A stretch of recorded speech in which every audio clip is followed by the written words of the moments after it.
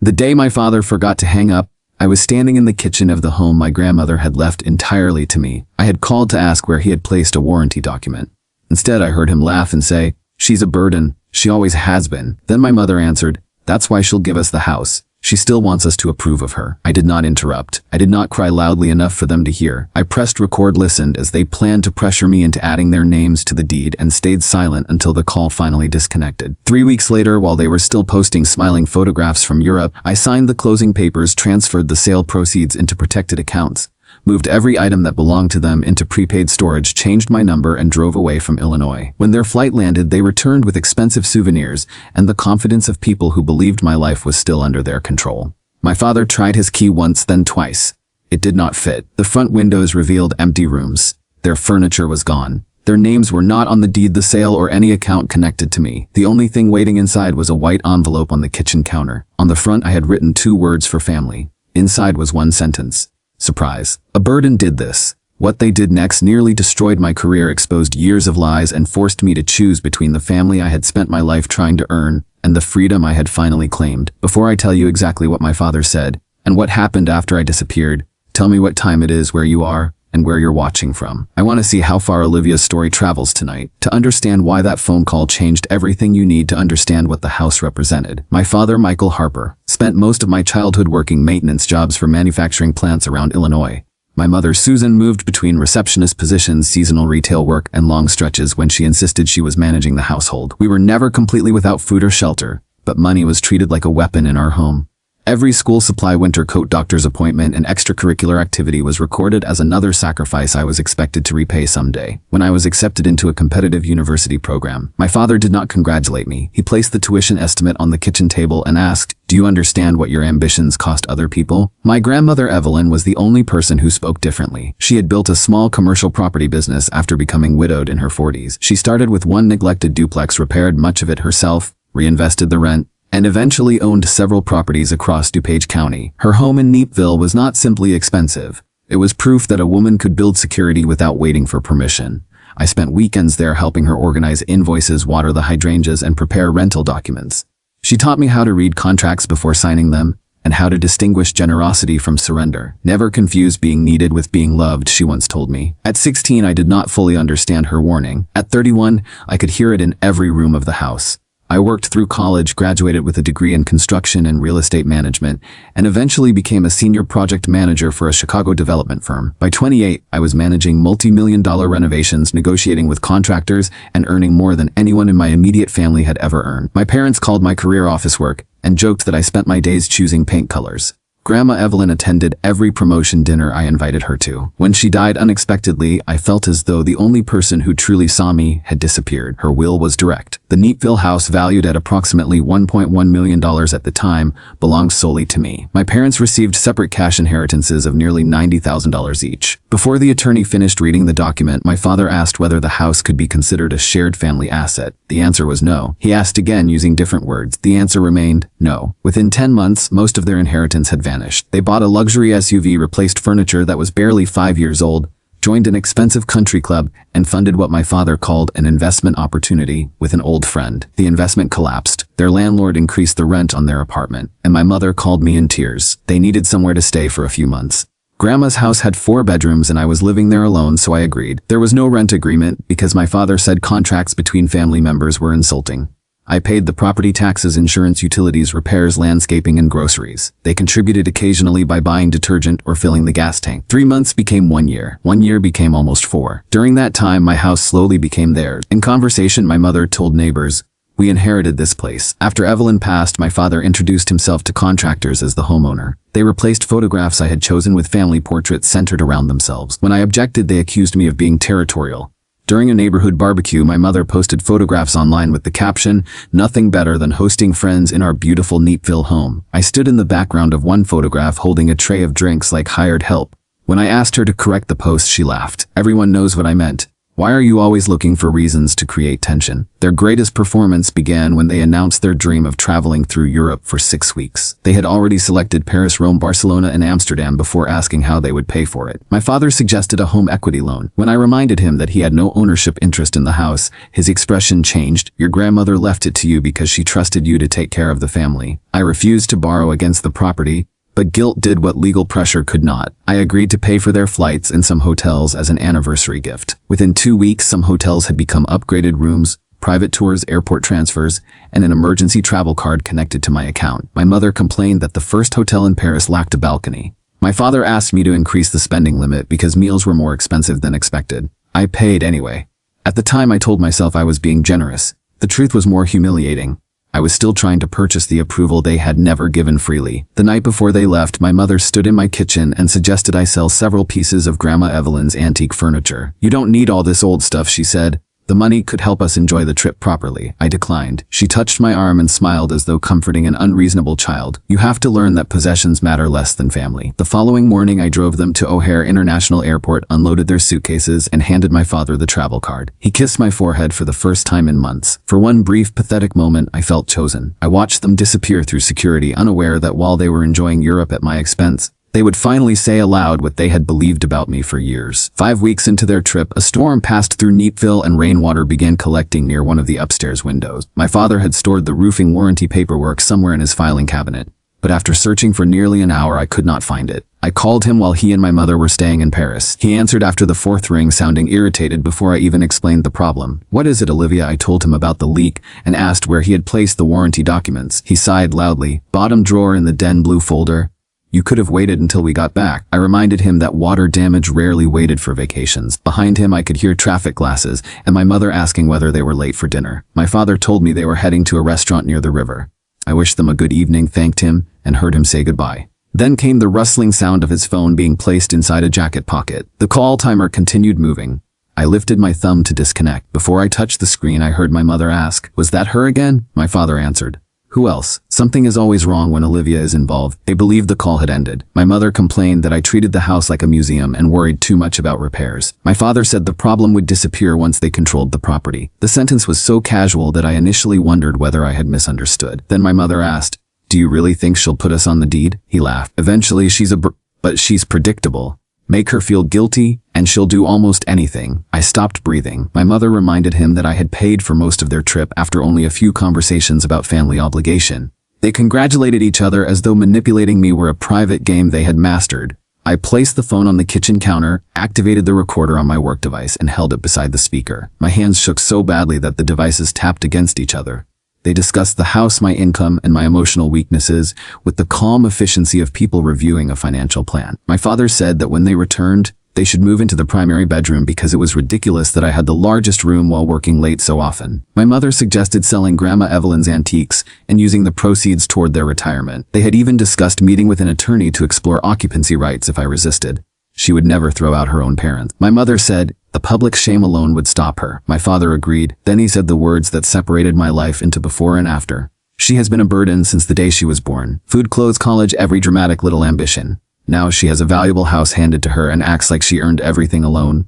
By next year, that property will support us. It's the least she owes. My mother did not defend me. She answered her weakness is that she still wants us to be proud of her. They laughed. It was not the dramatic laughter of movie villains. It was familiar, relaxed, and intimate. That made it worse. I had heard that same laughter through walls as a child after they mocked one of my school projects. I had heard it when I worked 2 jobs during college and came home too exhausted to attend a family dinner. I had heard it after promotions, birthdays, and every boundary I tried to establish. For years, I had interpreted their laughter as proof that I was too sensitive. Now I understood that humiliating me was one of the few things that consistently brought them together. The call lasted another 11 minutes.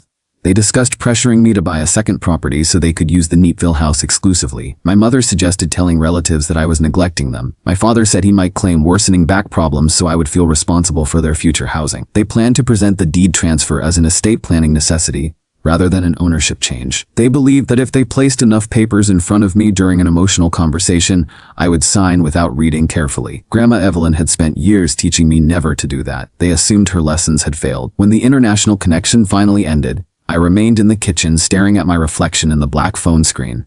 I wanted to call them back. I wanted to repeat every word and force them to explain. I wanted my father to panic and my mother to begin one of her polished apologies. But confronting them would give them time to change tactics. They would deny the conversation, claim I lacked context, accuse me of invading their privacy, and return home prepared for a fight. Silence was the only advantage I had. I opened the blue folder in the filing cabinet. The roofing warranty was inside, but beneath it, I discovered something else. Printed emails between my father and a local attorney. He had asked whether long-term residents could gain an ownership interest in a property through contributions, maintenance, or verbal promises. In his message, he falsely claimed that he had paid for major repairs and that Grandma Evelyn had verbally intended the house for him. The attorney's response was cautious. Without written evidence, payments, or his name on the title, his claim appeared weak. My father had printed the email and written one sentence across the bottom: build evidence after Europe. That was the moment heartbreak became strategy. They were not merely complaining about me, they were creating a plan. I photographed every page, forwarded the recording to a secure account, and inspected the house with new eyes. My father had recently begun requesting that utility statements be mailed in his name. My mother had saved receipts for decorations she bought and labeled them home improvements. They had started referring to basic chores as property maintenance. Each small act had seemed annoying, but harmless. Together they formed a deliberate attempt to construct a story in which they had contributed to the house, and I had promised them ownership. That evening, my mother sent me a photograph of herself and my father smiling beneath the Eiffel Tower. Her message read, "We're having the most wonderful time. Thank you for taking care of your family. We knew we raised you right." I looked at the photograph for a long time. Then I typed, "You're welcome. Enjoy every minute." She responded with 3 heart emojis. I did not tell her that while she was choosing souvenirs, I had already scheduled a meeting with a property attorney for 800 the next morning. For the next 23 days, I lived 2 separate lives. In one, I was the dependable daughter monitoring hotel reservations, responding politely to photographs, and making sure my parents' travel card continued working. In the other, I was quietly removing every piece of leverage they believed they possessed. I structured the process like one of my development projects because lists were easier to manage than grief. Task 1, confirm ownership. I met with Camille Reed, a property attorney who had handled several commercial transactions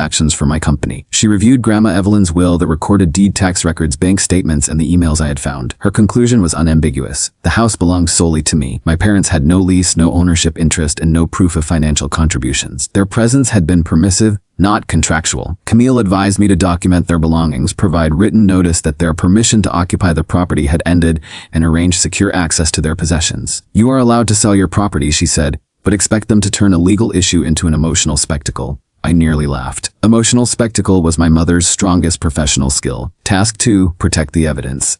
I created encrypted copies of the phone recording, emails, deed, will, tax payments, repair invoices, and household expenses. I gave one copy to Camille and placed another in a safe deposit box at a bank my parents had never used. Task 3, separate finances. I closed the travel card as soon as their return flight was confirmed, transferred my savings to new accounts, changed every password, removed my mother as an emergency contact, and froze my credit. I discovered that she still knew the answers to several security questions because they involved childhood information. I replaced those answers with random phrases that meant nothing to anyone except me. Task 4, sell the house.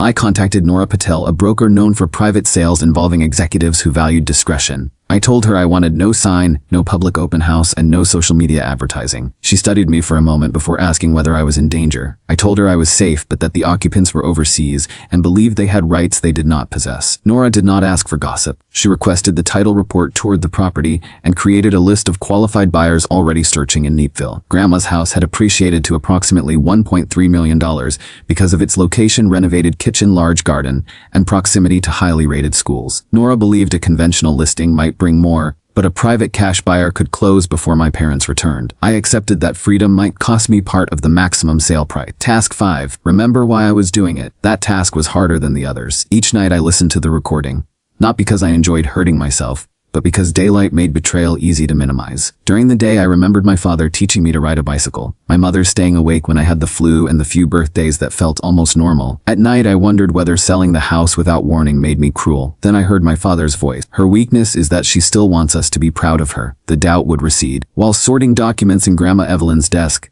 I found a sealed envelope with my name on it. The paper had yellowed slightly, and her handwriting leaned to the right. She had written the letter several months before her death. She explained that my father had spent years assuming her property would eventually become his. She had repeatedly encouraged him to save, invest, and plan for retirement, but he treated every financial gift as temporary relief rather than an opportunity to change. She wrote that my mother supported his entitlement because it allowed them to avoid responsibility together. "I am leaving the house to you because you understand that security is built, protected, and respected," the letter said. "They may tell you that keeping what is yours is selfish, Do not believe them. Love that requires you to surrender your future is not love. It is control wearing a familiar face. I read the letter 3 times. Then I cried for the first time since the phone call. I cried because Grandma had understood the danger, and because part of me had still believed my parents would become different if I gave them enough. The tears did not change my plan. They completed it.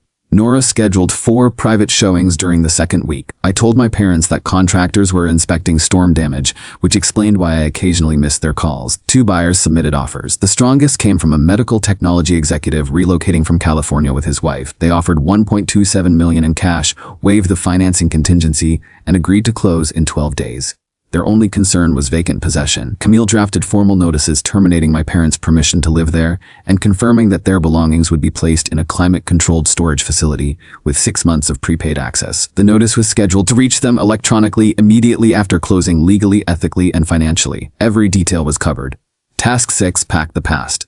I separated everything into 3 categories: mine, theirs, and Grandma Evelyn's estate items. Anything I could not prove belonged to me went into my parents' inventory. I photographed every object, numbered every box, and created a digital catalog. Their furniture, clothing, framed photographs, paperwork, kitchen appliances, and decorations filled most of a storage unit. I paid 6 months in advance because I did not want them to claim I had destroyed or abandoned their property. My grandmother's antiques went to a professional auction house except for her writing desk, a small brass clock, and the chair where she had taught me to read contracts. Those 3 items came with me. My final hesitation arrived while packing photographs. I found one from a county fair when I was 7. I sat on my father's shoulders holding a stuffed bear, and both of us looked genuinely happy. For several minutes I held the photograph and considered calling him. I imagined saying that I had heard everything and giving him one opportunity to apologize. Then I remembered the printed email beneath the roofing warranty. Build evidence after Europe. Their plan had already moved beyond careless word. A warning would not inspire remorse. It would only make them more careful. I placed the photograph in my parents' box.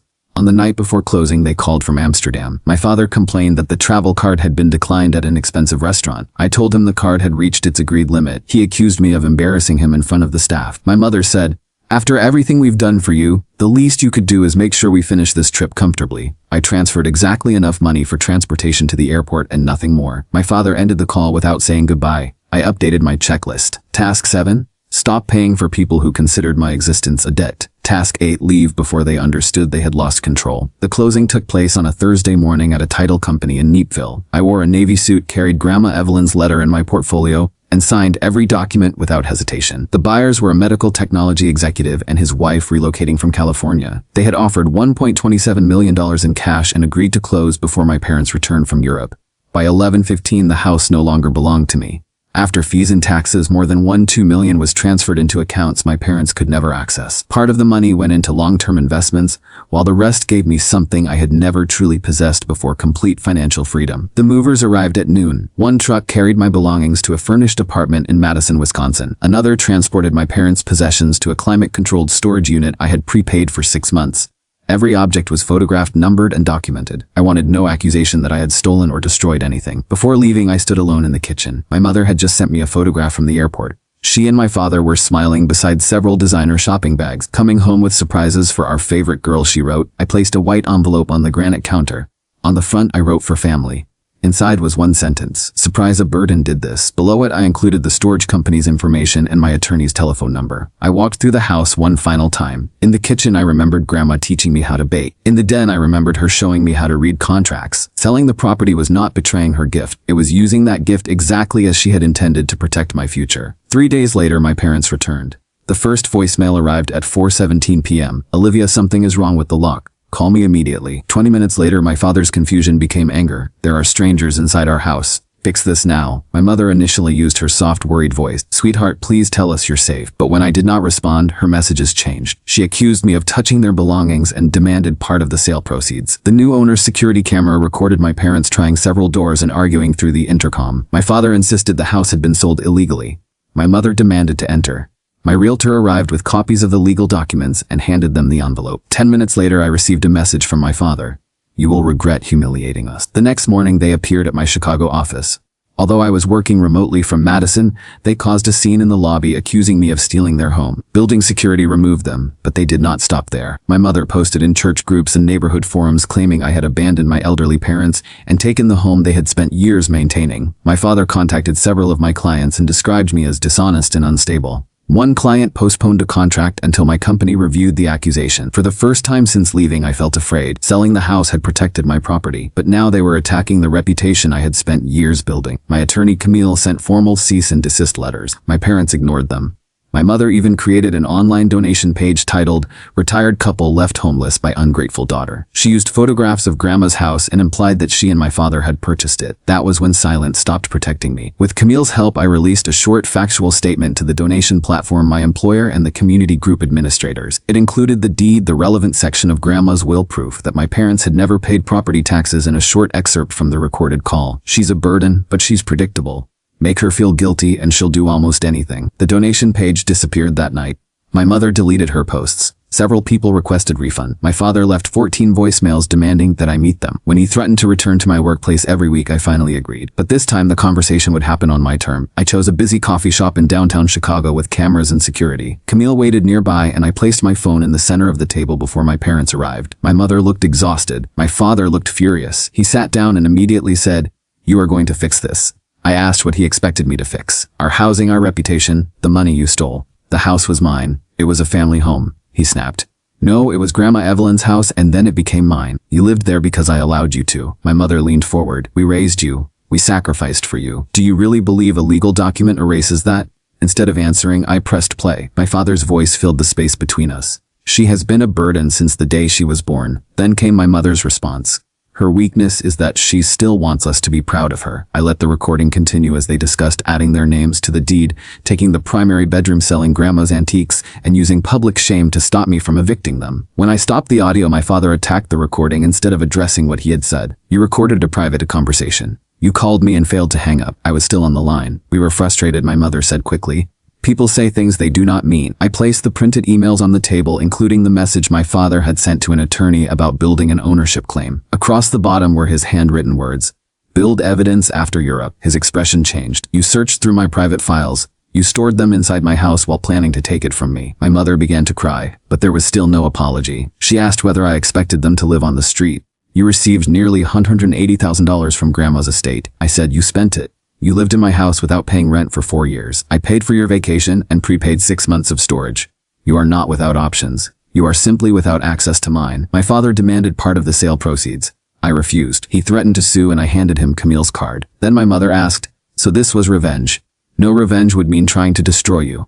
I am refusing to rescue you from the consequences of your own choices." My father accused me of abandoning the family after everything they had done for me. I looked at both of them and finally understood that he was not asking whether I was leaving. He was asking whether his control still worked. "Yes," I said. "I am walking away." My mother reached across the table, but I moved my hand. "I spent my entire life believing that if I worked harder, gave more, and became successful enough, you would finally be proud of me. Then I heard you describe that need as my weakness. You were right. I wanted your approval, but I do not anymore." My father called me ungrateful. I stood and picked up my phone. "You called me a burden while living in my home, spending my money and planning to take my future. Now you are going to learn which one of us was carrying the family." I left before they could answer. The consequences came slowly but heavily. Several attorneys told them they had no ownership claim. When my father continued visiting the sold house, the new owners issued a formal no trespass warning. My mother's online campaign also collapsed. Members of her church discovered that she had misrepresented the property and asked her to step down from the finance committee. Friends who had contributed to the donation page demanded refunds. Invitations stopped arriving. My father lost his part-time consulting position after using his company email to contact my clients and accuse me of fraud. I never asked his employer to dismiss him. My attorney had simply documented his action. Without my financial support, their retirement plan disappeared. They sold the luxury SUV, rented a small apartment outside Aurora, and began selling furniture from the storage unit. My mother worked morning shifts at a medical office and evening shifts in retail. My father took irregular repair job. Their marriage began falling apart as well. My mother blamed him for leaving the phone connected. He blamed her for posting publicly. They separated for nearly 2 months and began asking relatives for help. When relatives contacted me, I sent them proof of the inheritance my parents had spent, the 4 years of free housing and the vacation I had funded. Most never contacted me again. One evening, my mother emailed me an unpaid bill. "If something happens to us, you will have to live with your decision." My attorney responded with information about local assistance programs. I sent no money. Weeks later, my father left a quieter voicemail. He admitted that he had always believed Grandma's house should have been his. He admitted that he treated my success as something he was entitled to use. Then he added, "I still think you went too far." That sentence told me he still did not understand. I saved the message but did not respond. I did not destroy their finances, reputation, employment, or marriage. I simply removed myself from a system that depended on my obedience. Everything that collapsed afterward had been leaning on me all along. My new apartment in Madison was smaller than Grandma Evelyn's house, but it was peaceful. Nobody had a key. Nobody entered without permission. For the first time, my home and my income belonged entirely to me. Therapy helped me understand that my parents' past could explain their behavior, but it could never excuse their attempt to control my future. After returning to work, I created a free workshop called Own Your Name, teaching people how to protect their property, credit, and financial independence from family pressure. The first session attracted more than 60 people. Many shared stories that sounded painfully similar to mine. I used part of the house money to help people access legal advice. Grandma Evelyn had given me a foundation, and selling her house allowed me to build one for others. 6 months later, my parents were living separately. My mother worked 2 jobs and my father rented a room while doing repair work. Their expensive lifestyle was gone. I did not celebrate their hardship, but I did not rescue them. They were finally facing the consequences of their own choices. Near the anniversary of the sale, my mother emailed me. "We only made you feel valuable when you were giving us something. I am sorry." I saved the message but did not reply. An apology could begin change, but it could not instantly restore trust. On the anniversary of the sale, I visited Grandma Evelyn's grave. "The house was never meant to keep me there," I whispered. "It was meant to give me the power to leave." My father called me a burden, but the truth was that I had carried my family for years. Selling the house was not revenge. It was the moment I finally stopped abandoning myself. So tell me, would you keep explaining your boundaries, or would you finally choose your own future? We appreciate your time on Support Today. This Fisher story was created only for storytelling, entertainment, and educational reflection. We hope to remind you that when someone tries to make you feel guilty for having standards, they may simply be upset that they can no longer benefit from your silence. Standards are not punishment, they are protection.